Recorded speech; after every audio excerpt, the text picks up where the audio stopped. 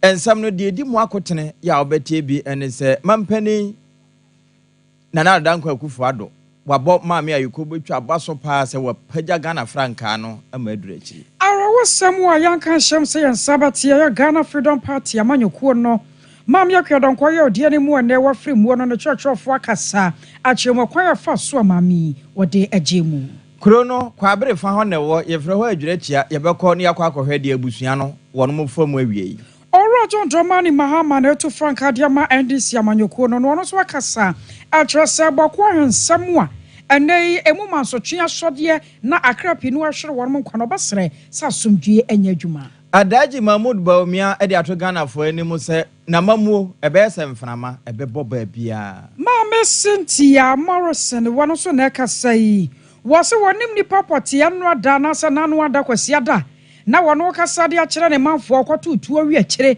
ama ma binom kora no fo etuo no akɔkɔ kae Afuano Southwest ho ene Ewura Abubakar Sadiq di atodwa se Ghana fo ne mpotem ho wɔn mo pɛ asomdwe ene mpuntuo di a wɔn ntunti aso no Yero Mahama nso kasa wɔse hɔ Ghana fo a wɔn motumi atena ho kyerɛ fitaa ne kwambra ne mu abapem sasɛ no wɔn mo hia abasobɔde sɛ yɛde ma wɔn mo we ne nuanom ɛka ho ne yaboaboa no sɛ dumienu kase ɛbɔ a yeto ede afiri Sompa television so no etwa ne ho a wo so de enko ade abenya enam Sompa 93.1 Sompa 98.9 Sompa 90.7 ene afoforo a wono mo fa nso wo mo amane Facebook YouTube TikTok ene ba bia ensempai enam ho ewie Yero Asante ebo Benedict na asem ena kuku America jando wo chinchim afidie ne funuma oba ya Grace ewo MCR ho ede enam a ena akenkamfo no yeme ajapi apam dada awie me ne aba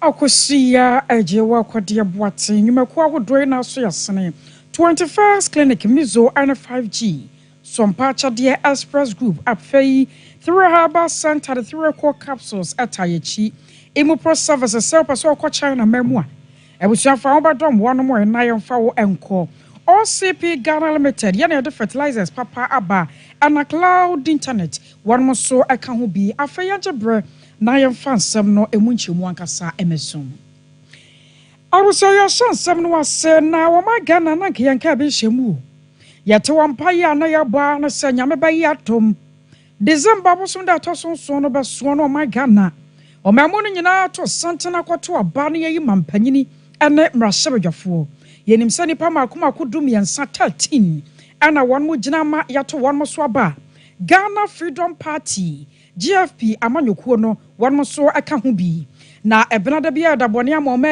pa sa panyipa ya wono na tu franka ade amanyɔkuo yi ma me akuadonko mami ane akoda sode yi a wonka atiasefo ho biom wo be bisa se akoba no sa yete ne sa na ye dai ana afredi akwakoduru hayi Mama so hwe abakwasemu a wadi mu awo ma Ghana abakwasemu ntintima yie papa emre bi atwam okura no wokɔ hema akɔkɔ assembly woman anasa assembly member bi ekodi mu a awrase ne manfo so wo menya asetena pa ane abrabo pa afempem no ne dumie no 2012 ana mama yakwedonkɔ ya sɛ dabi baby o man ekeka kɔna akɔkɔ ya mpipini NDC enam so ntiri wono akasa kyene ho kwantonkore na wagina ma rasa Ghana fo beto aba ma no sama mpanyini kwaba no sa no wa no ba ba ya mampanyini a wo yo ba wodi kan no wa beto ma Ghana konya so na wa no ne fena no wode nam a eye anya no no ene onya bo ne din ana sɛ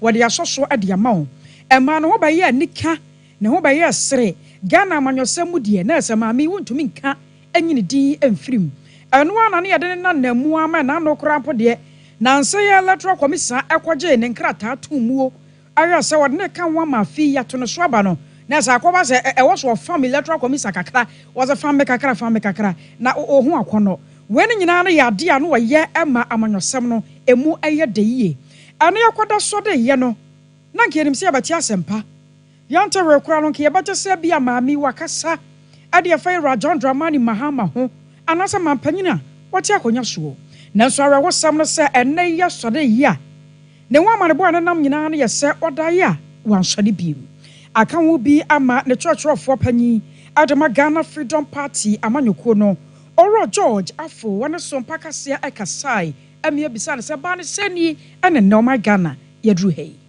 yako nyamuti wo Asante Mantemu ati sabebe kra mami fiada se niko Mampong constituency eni sota kwa mind poso akwa koye na oja me kwan fefe nti me ko no ka se so esanse ye printi Sompa no kwa mami nche na me embre back na me fa me ni picture na se mami mate nti duade ya na me fi Mampong ebedu kan na me ti se mami hu se fa no nti no courage nti na ya letters via esi etro nti me ba party office ebe ye me letters ni na se anka nyumre no na kwa hwe no anyumre mi ye se me kono na me nya call fi ni baba obisa me se mo nkan na am sure that mabata masisi a no se me nkan me humbra na mame ewu am sure asembe na oka no nti na se me jani am ye nyina ampa me do radio hospital mame mi shiana ni difini ni kansem fe me jina ni mpa no ese insomnia na misha na mene Kenya na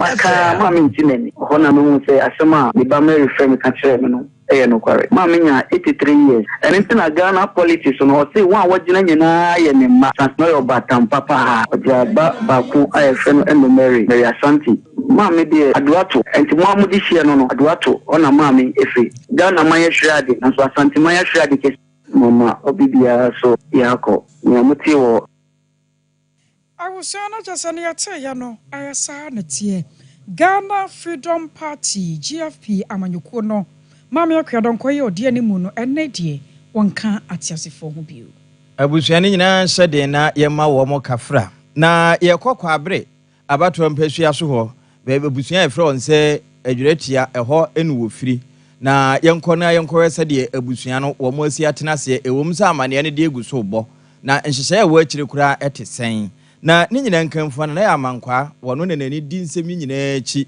ene abusua mpanimfo ene maami manyina akwa akodi nkomo yemme no na de ekɔ wonfame na ya wakɔ aba ya eja pam dada sade wano adin de mejidi se wonsun de o da bi mensun ye be ma de ye se o hye ho so e kwan bi so no kre na so da sabo amba no edisun ni be hia wo mukoduru adretia no sen na enhyehyɛ na ekoro.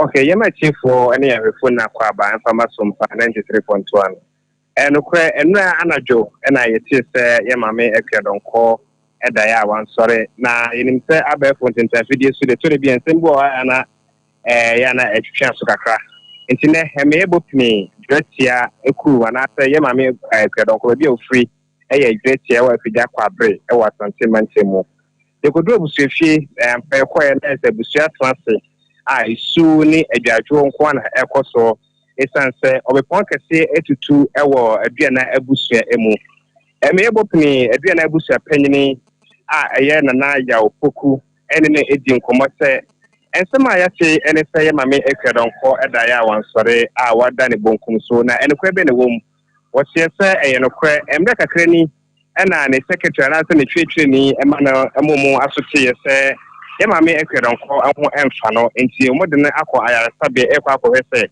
ye mame eho beto no na empanifo asese wo ekurade a enkwa entimenye omopre ye mame nkwa na so anye ye enti ama ye mame efremu na abusuapanyin se eyade a ati omunsum ye pa esanse ye mame ekredonko ye mame bia na omo hwese otwede mponyankopo to ne insurance ogu ne so a ka obaba ye mampanyin a wo ye oba odika omo magana ma esanse wohwe enema bebra waye ewo adwuretia ne ne patamu a na otimu se adekese pa na mahwere a ye mame efremu enti ye mame se ye busuapanyin na etia se ensema ya tini na no no kwese ye mame ekredonko wa fremu na afi na busua no so atenase a omo so ye ntotoye omo atwe wona omo wa chirichiri eso omo ba na omo hunu kwa omo befa so a eda omo bedi na otweda ene eda omo de aye no so ebeba enti se mame ekredonko afremu a na aye no kwese ye mame no wakan chirebu se ye kan ta achasfo a wonka ho ebi nana ya na ne bo to so mienu no ka se bra wone ne mame di nkomo no wanka bibi a chese ne ho dodo no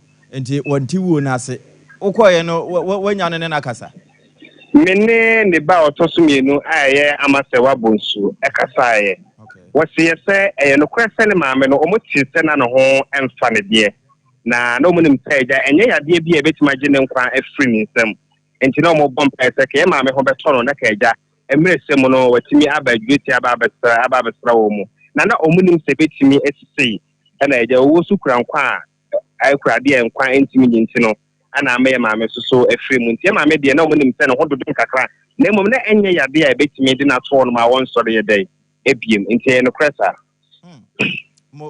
ma me no wasena koso afo wani di akire na sompa no nso de wo de na ade asem no se hye woto kura ye bewura ne yakwa koyi aba enam saa ya so ma ye ne abusua no ene ne ba na wone penimfo ni di nkomoyi ekasae na wono nso kire sei ni blessem ama so family na pasaba mene ma mene pepe ni na with me akafa me ma me say ma me ni pepe no also say no kula kanti no bi apa na say na the couple say or some of the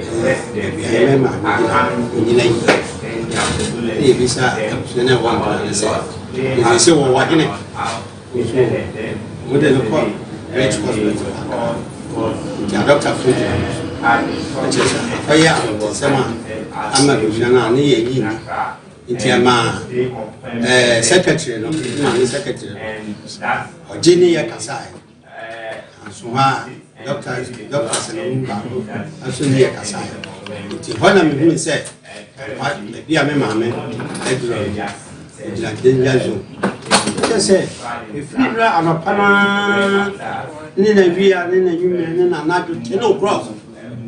And I was in a war and can suffer, say, Emma, no rich husband. Just a quiet person, I'm a I was a better say, Ubianca come to the Adiasa, Adichia, Luciano, Abamo, Maswanti, Ampa, Adia Branch, and I didn't want Yanisaka and Yanisaka. I'm a pencil for Yanisaka and Zaka. The visit said, I was telling you last what? Yeah, big tea, a woman come out. It will back. Sana you have been in the mamma ever trans na yehu ayeno ahihye ti de besi bia ma so bete na mo moti ya enye bosi muka mamma wawu nti se mo ye news ala ko mo timi gina bi so ya bene ejirimu aka di muni mi ya se ma ba bo sua na so mo se penisi obi o yo ba ta obi a no betima ka se ma mere no abonte so fo ni o ma mi ni e o na print ti o mu ni se ya papa ya pa o di pia dia mbega kanu ona ko tale ona ye edreti ya ko tale di kaba ona na ye jina mu ma ye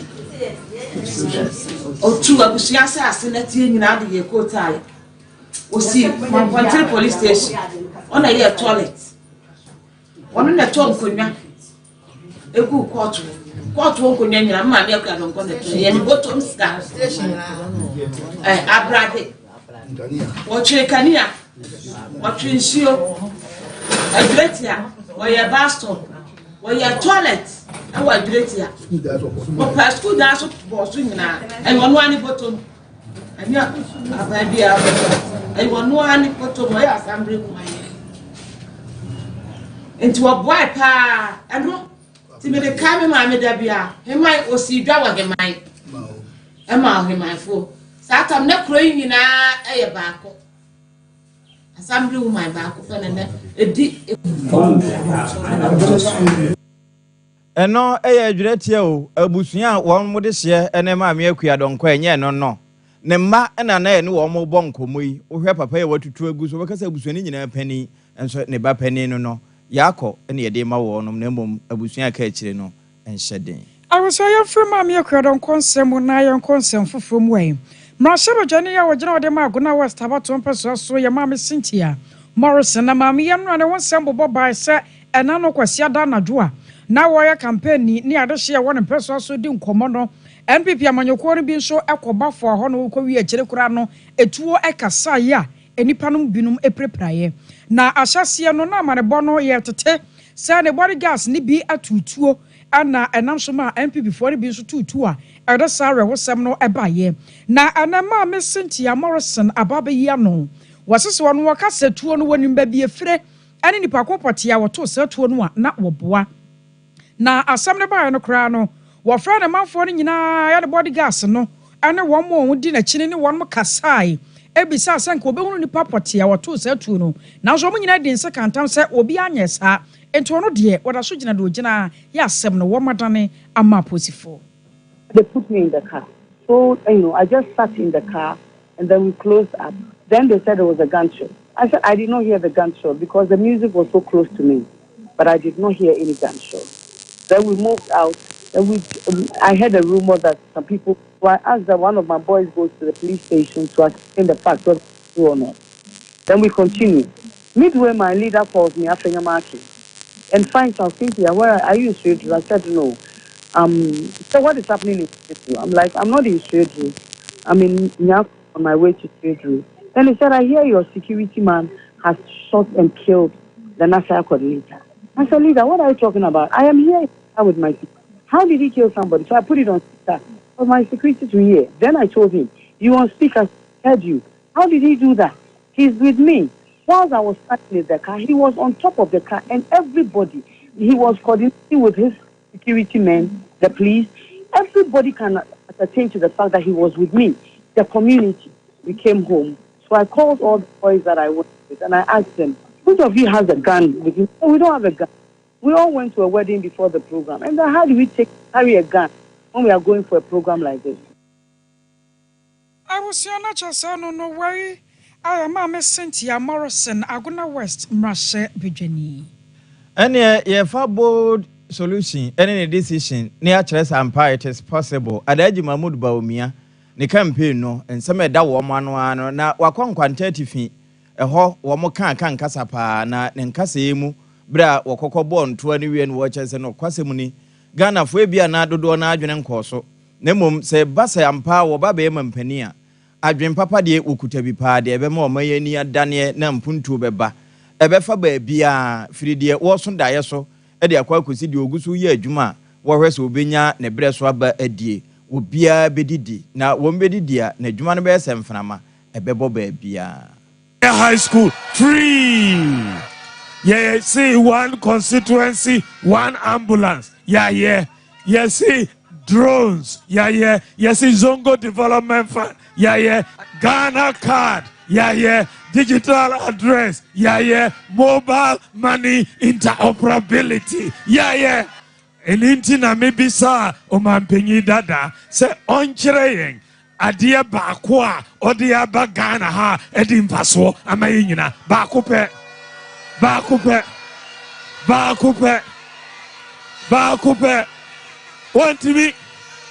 Wantimi ankyereye dum so ana ya confirm ana ade baako a ode aba wantimi ankyereye na o kan kyerɛ me sɛ ɔno de omu aye adwuma asenye me se uji uhudia bra na yenye debate one on one me ka no osuro we dwane te sɛ nkokɔ nketenkete we dwane ontimi ba nyame ya adom ɛna me bɛyɛ president a me din shisha foforo so bɛka ho de di kan me bɛboa ekuafo me di nhyehyɛ ba bɛboa ekuafo ye di irrigation ba me so me di efidie ba ekuafo efidie tractors combine harvesters planters every district bia ye di ma ekuafo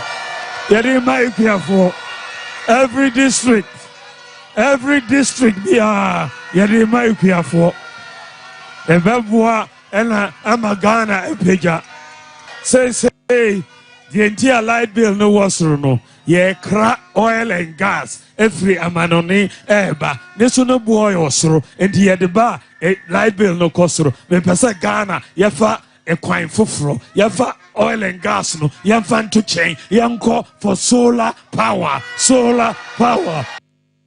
Eno ya daji Mahmoud Bilba Omia, one on the Kura Franca, war pre say young farmer penny guanamano, a was on the demo, was it the Ivy de Rupain, or Castle Berry Abba, a chinebie any home. Oko NDC amanyokoni mu aye John Dramani Mahama so ana etu Frank Adiama o na papa watena Ghana kunya so pen eno wo se ba ne mprenu so wono so de atudwa e kire se wo mayi wo bibia da watemi atena Ghana finhia nwotwenie na wonko ba bia kwambrane a wo kire fita adokoro wo no wo se fata abasobode we ye certificate of survivor eno na wo se de ma wo na yebo waba so pa se waye ade na sa ho kire we nyina no wotumi afam bi na wase we no nti na wase yesesa yensa na yetomo no John Dramani Mahama na sa ho kire yi ye hu bibi me pam no korada efri yabrabom. Have lived in this country. We have lived in this country over the last 8 years. For those of us who have survived, we deserve a certificate of survivor. Because you've done well to survive the 8 years of Akufo-Addo and Baomia's government. So if you've survived and you are still alive after 8 years of Akufo-Addo and Baomia, you deserve to be given a certificate. Ezu, they have taken this country. We had a healthy, thriving country. Our economy was stable. Things were going well. They came and promised heaven on earth and that they were going to change our circumstances. They have rather worsened our circumstances. They have moved this country backwards by 10 years from where we were in 2016. And don't let them come and deceive you that the economy is getting better. Recently, I saw the Minister of Finance saying things are getting better. Things are not getting better. Things are getting worse. Electricity Corporation posted a loss of 10 billion cedis last year. This year, a loss of 6 billion cedis. They owe the independent power producers almost $2 billion. And that debt is continuing to rise. We are almost back into the days of Dumso. And they are just managing the situation so that on 7th January, they'll push it as the responsibility of President John Dramani Mahama. I was saying John Dramani Mahama no watch you know. I was sorry to ja actually said nay am before him so bedin 20. One man shall cheer ton anwa e de medwon fo ma ebim so kra shall see achiche sika sare be ya won be gina so na fi wato abama wo mu. They are going to bring Ayaluna and they're going to bring money and things to try and buy your vote. Please don't be persuaded. I was watching a video yesterday morning and I saw MPP in the market distributing 1 liter bottle of oil. I don't know how many of you have seen that video. And the point I make is, it is because you've impoverished the people.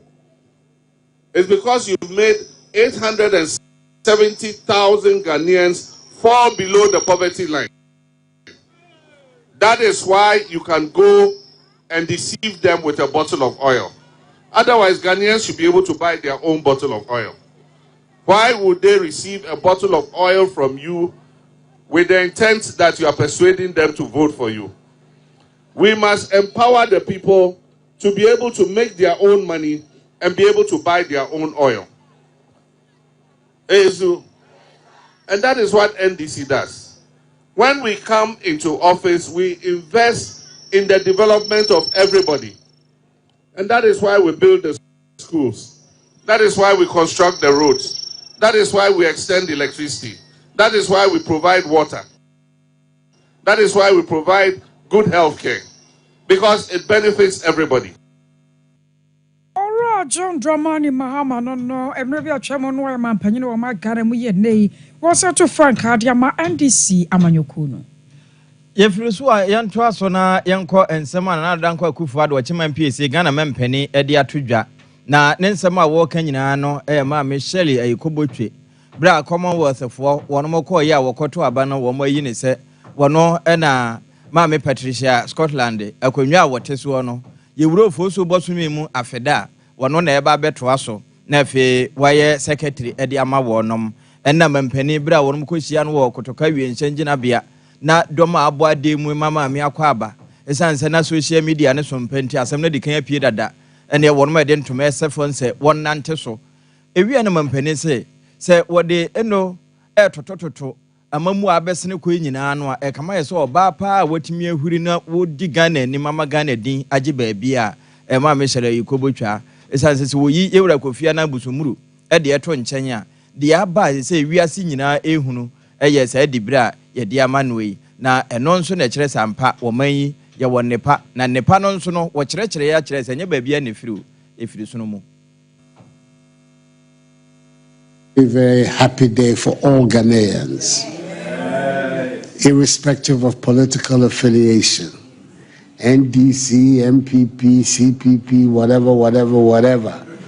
All of us should unite, enjoy what has happened to us as a country. The Commonwealth, as you know, is an association of 2.7 million people.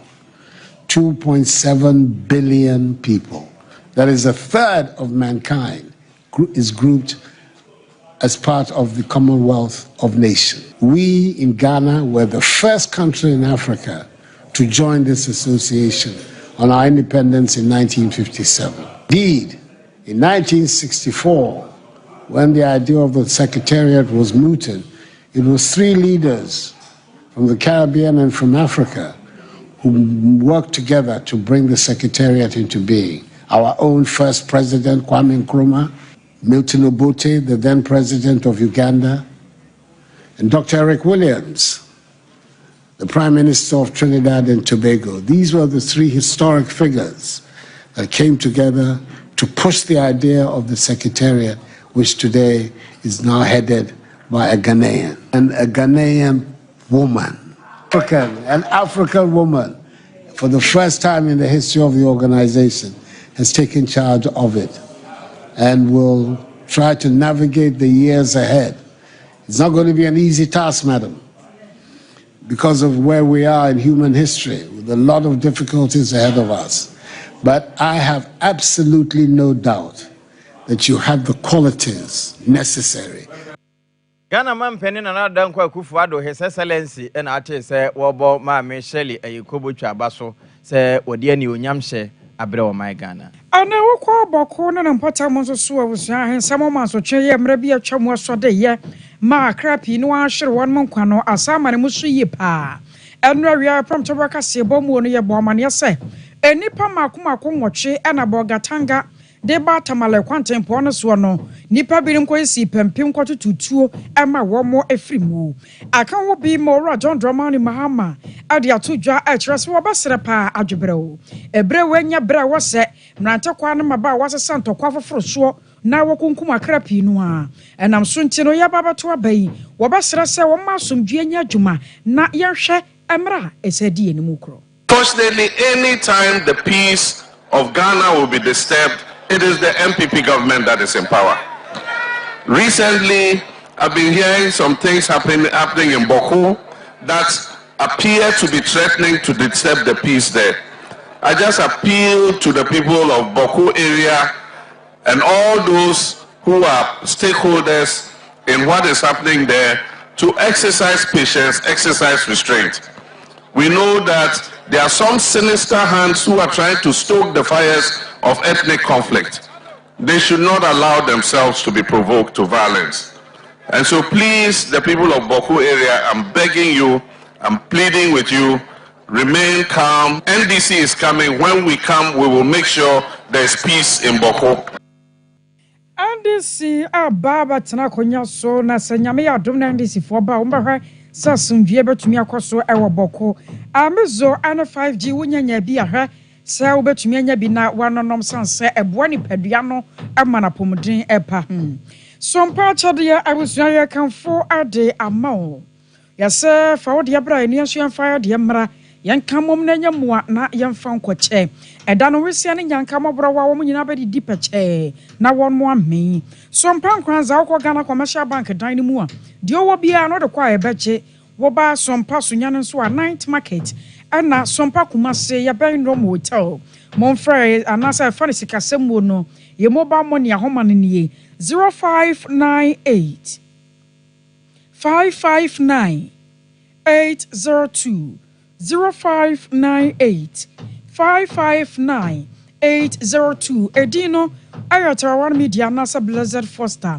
Express Group na ya kan for diama wo sekwai na yemfa wonto kwan Canada US UK Holland Australia ho nyina no Express adobe too far Kumasi Asafuleba roundabout Accra Kanashi First Light 0249 000448 0249 000448 afaya kwa China ayana nso dwumadi o ana yakwa akodie Imupro service na de wutu kwan no woni nyumekwa akase akwa akohia mbedidi mo ho nkommo na magye mo ho nambese bibia ne abusua no ansa wo fra wo monom de neoma abra wo ye bafua na ahwasa woni wanma akodi nkommo na ne kine ya da ye wachimota mo ho no a wo visa wo ticket babia wo beda wo duane ya wo bedie any meetings ahodo no nyina no aye $2,499 US dollars bibia ne afra wo 0244 924573 0244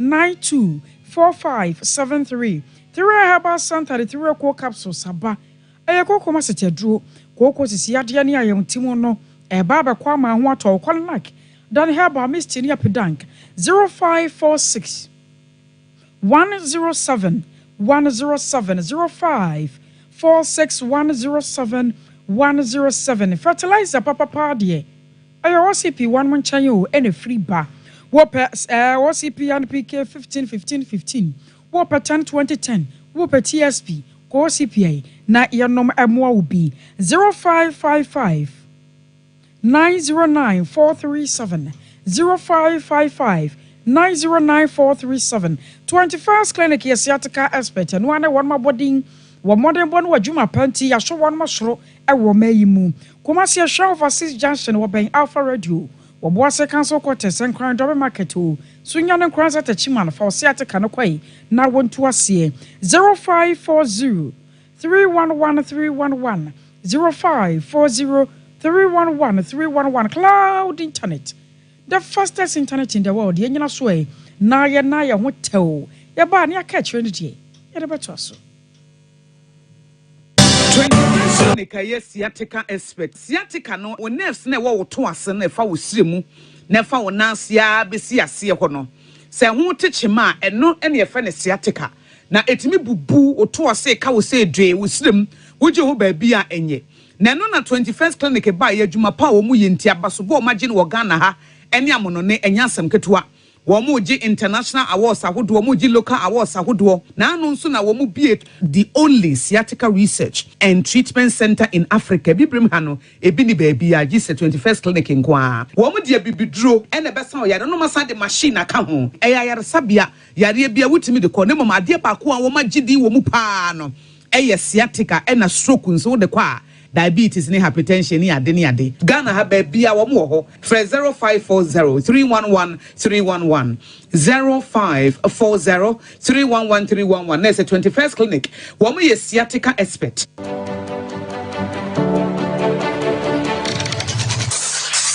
Introducing Mixer 5G Sparkling Drink, a whole new refreshment in a can. Mixer 5G is a tasty non-alcoholic drink. It is a perfect companion for all your events, including parties, weddings, and funerals. It is made with green tea, ginseng, guarana, grapes, and grapefruit. Get refreshed with Mixer 5G Sparkling Drink. For bulk purchases, contact 0246 270 221. This advert is FDA approved. Prakasa ya aduaba waso a ne dwumadi wo nipadua biara pom den ene na brabo mu ne hia yi pa. Enye prakasa nko nuaba ne nhaban bi te se kwawunsusu a abonwono ne dia akeka ho no kura enwanunu ahodo a ekwa animu yi ankasa. Prakasa ne sa nuaba yi binom ne akeka bobudi afa abefo kwan so a ye dia ye prakasa powder. Prakasa powder siesi nipadua na abakwa ahodo no ho ban. Afri mpani yade ne yade ahodo pi ho. Fa enkodate de ma baako freduane anopa ne anwumre. Anafa enkodate de ma baako woni nsuhie yeti anopa ne anwumre wobra wodidi awie ubenya prakasa powder to Kingswalk Herbal ne Heroes Herbal Accra Okechi Drug Lane Dani Herbal Kumasi Mensa Takrade Mose Pharmacy ne Greenlight Pharmacy Sunwane Cash and Carry Supermarket Asantwa Herbal ne Bibidro Depot Techiman Sewa Herbal Mampong etufo mfre 0550 19 15-14 Prakasa powder aduane san yadro FD ahwehwe san kratoe mu agiatum Hey sewa me hu acho me na no me bisa ekra so kwa abrochi Kwaku afeina me beko me nkrata krani ene me ma connection man for den kofo sika aduane ne wanya otedi musa no Oh Express Group adarumenti akwantu ayefo opese otu kwan kosua dia Express Group do be call mine bi to say Canada, US, Australia, UK and Germany say a tour na se visiting so Express Group do be call Dubai, Canada, US, Australia and Germany mo amopese motu kwan koye adwuma nso obetimi do wako Dubai Qatar and also South Korea. If you also want to take international tests like SAT, IELTS, TOEFL, GRE, GMAT, they can help you pass easily. They can also help you secure a good job in the UK. You should make sure you Kumasi as a labor runabout Accra and so Omo Carnation First Light, Tema Omo Community 18 Lashabi Girl Filling Station. From more much show for ISO 055 555 0067 and 0249 000448. Here in Ghana, when it comes to chicken, the good old days are back. Why? Because Boris B's Chicken, BBC, is here. Yep, give your family and loved ones Boris B's Chicken. Fresh, tasty, delicious. Boris B's Chicken is produced right here in Ghana by our cherished poultry farmers with support from the Ministry of Agric. Get whole frozen chicken, gizzard, chicken feet, chicken neck, and chicken liver for those special family meals, buffets, picnics, funerals, and all restaurants. Get Boris B's Chicken. It's halal, so everybody can enjoy. Wherever you are, call Boris B's Farms hotline 05-444-444-53. Ask for our branch that is closest to you and come get your chicken. Boris B's Chicken, BBC, proudly a Fiakoko.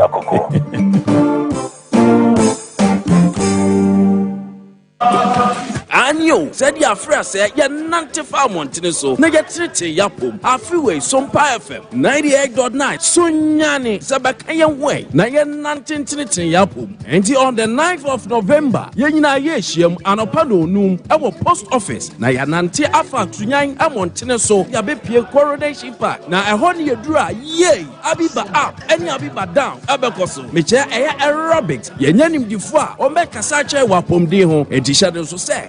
Danny dear, Mount Pabuanya ready. Hadi Pam for, Bank for, Etia for, and a political parties in Sadano, Goloma Shifaya ready, Yama for Beba, a fete Tenebajia boom, the best DJs, Amamonyon Pa, a peace walk. National said 90 way, they're trenching Yapom at Yako 7 December, Akotwaba, a Yasumbian Kwa, a Boafoni 3A core capsules, Miso fruit juice, 5G drink, Frimp of Vibes Recording Studio, and a 21st clinic. Walk with Sompa, Nantibio, not Tinetine Wapom.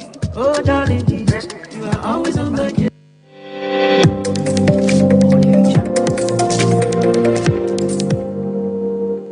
Sompa TV, Emma Aketiapa. Arismama ya Samsung makwaba edamasese matwenye na ntema yentumrika ne yenko atoya tifi mantanumu na ehɔ na yewura Matthew poku prempe na po wone dom no nam na wo mo bonto ase de beye na nipado na beti osono ase na wo mato aba ede ama wosono na eno na wo kasa wo de achese wono ma ewo sehwika ase ene de bi so ne afa ho nyina no wo ka ne prin a kyere wo no mo se kyiniye enya de a wo de obuo bia ma wo nom ne se hunti wo mo pe nepa ene nkunimudi a ene wo mo nto aba no emfama wosono esanse wosono nenim wo mo haw no no nso na empuntu adwa no ayeye wele dira na wo se on ti ase eyezu a ka jamu o ka se yezu o se ya za sabo ba ye mo ti o na no asafo imafo yes, you know that I will fire. And this is what you want to check. And this is what you want to check. And this is what you want to check. I buy Obama Colabo school. Now buy Obama Yaya Sabia. You can't say buy West Sabia. And this is what Obama say watching. Obama Sabia. And I'm open watching. And this is for my own school, almost in community day school, almost in secondary school, Papa. Then I'm the minister. Our school almost is the same. Let's start to society. It's a secondary school of Ghana. I am boarding school. Waka we ya ena de wono nso manta no woda no ede betudwa achese no kwasem ni wosono aban ne de wo mo ho adwen papapa tituru ene koko akuafo sansem potam ho nyina koko ena wonom edo Jojo Rocks na oben honorable wono ena ye regional minister what they say to us ya de tutu ho a afa eniama ya ye de bo akuafo a ye betimi ade atoto the MPP aban aye titru ye wo bia is ene bia west adaiti na me kasa Ghana henyina koko ho sem sorry ya MPP aban eye se wo beboa makuafo enya ho mfaso ye wo bia is henyina ye nim se adwuma kese pa ye aye koko MPP aban at the rehabilitation program no at the na hinkro a wo Ghana nyina wo de besi bia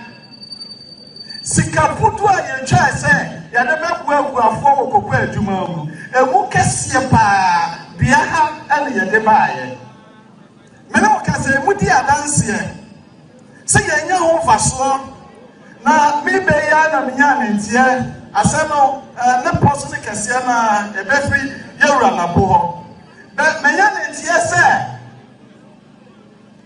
mamofo bi ne na ene ye keka se rehabilitation ye no koko na edi envie no no ye badane ama ekuafo wa bra enyini ye wa bra wase ekoso ekura no ene wo tabo ya se ye fefri ani enfo kwafie mu se de mamofo ne ka no enye no kra MPP abamba koso regional minister Edema Western North eho eyura Jojo wo ben na owie ya na Dr. Kwakwafiri ya ona yemra shebadwani ewo mpotem ho nso de beto so ache se bio se open kankro ni nkunimde di a chineye die ni kwansa oben no kura na se mpo udi chineye no edi nkomo a kama se eyemusuo ewo wo mpotem ho akontom radio chiri before that na me district director of health services ewo bibia ni mi di 12 years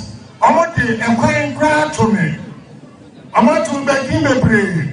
There is for me sremu mu ofase. Mo shebe ni monyam ewo se me kodima ahomia. Ewo shebe ni monyam ati. Mo tu abama ba omia. Na na posu di eche. Ba omia de o tu abama no a. Na me ka che president kofo. Mo anya ne bosom bi. O ba ye president a. Na mo what is again na on the family so a. Nambia ne wafasi nambia afane lie seri na major contact point for this party na ya kwasere ade Kwakwafiri ye no ena wo kire wonu ma ewo sahwikase de bi so se wonu mo pe amamu a ebu obia de a ena enye chineye sanse chineye de odi agorokora pani womba wo watiko aka cho se pie ya yemfa bu ema se de nano wonu ye no wamra shebadwafie na ene gina na speaker of parliament e gina ne to media so toto mra shebadwafie ɛkyerɛ sɛ wɔpa asomdwie wɔgyina wɔn ma asomdwie nti sɛnea ɛbɛyɛ na asakasabea nkɔ so ɛwɔ hɔ nom nti ne watom kɔsi sɛ ɔno ankasa ne bo bɛtɔ ne yam na afei mmarahyɛbadwafoɔ nso ɛbo bɛtumi atɔ wɔn mo yam mu ne nyinaa no ayɛ supreme court hyɛ a wɔde baayɛ na ɛfa nnipa nnan bi a speaker of parliament gyina ne tumi die so butu wɔn makɔnwa ɛwɔ mmarahyɛbadwafie na dɔm kuma no yɛ sɛ afei deɛ ɔmo ne dɔm kɛseɛ afei dɔm kɛseɛ nso so ɛkyerɛ sɛ wɔn nte wɔn ho aseɛ na ɛno aka ho bi ama yɛrɛ ɔsɛ chairman sabonsu ɛnka ne papa no wɔyɛ majority leader ɔno akora yɛ na ɛso mmarahyɛbadwani wɔde ato dwa ɛkyerɛ sɛ deɛ aduro no wɔbɛsrɛ ɛnneɛma pii no a na da mmarahyɛbadwafie wɔ sɛnka bɛpem dɛ nka wɔn mɔtumi asuasu adwene fa wɔn magyegye atom wo ɛnam so nti mmarahyɛbadwafoɔ nkɔtena sɛ munsi nkonnwa na afei mo hwɛ mfa yie nto yie sɛnea ɛbɛyɛ a speaker bɛsan so afrɛ mmarahyɛbadwafoɔ biem na wɔn aba abɛtena se. The petition that came from Haruna, I understand, was lodged with the speaker. Now, by our standing orders, if a petition is lodged, the member shepherding the petition will be given space to articulate or give vent to the petition. He gives it to the speaker, and the speaker, on account of that, will provide space to that member to articulate the content of the petition. Thereafter, the speaker then refers the petition to the petitions committee to study and report to Parliament. After the report is submitted, then the House could discuss it, interrogate it, or debate it, ensuing from which, if it becomes necessary and the Speaker has to give a ruling, perhaps that could be done, or a directive that could be done. It's not being ventilated on the floor of the House. We saw some pedestrianism creeping into Parliament. And so what he did cured the mischief of the House degenerating into something else. So on that score, and I also looked at his countenance, I agreed with the adjournment. I thought that the adjournment was going to be perhaps for the day, and then maybe invite the leadership to further discuss the way forward. But to adjourn Sinidie is what I have a problem with. We all have our egos. Here we have a speaker who has made a determination, and then the Supreme Court tells him, stay your hand. We are injuncting the execution of the ruling. Sir Chairman Sabonsu no nkane no yɛ majority leader ɛwɔ mmarahyɛbadwafie gyina wɔ so yi na yɛ de kasebo no nyinaa asi aseda kɔde amakoko Veronica Jando ya Grace Buzi happy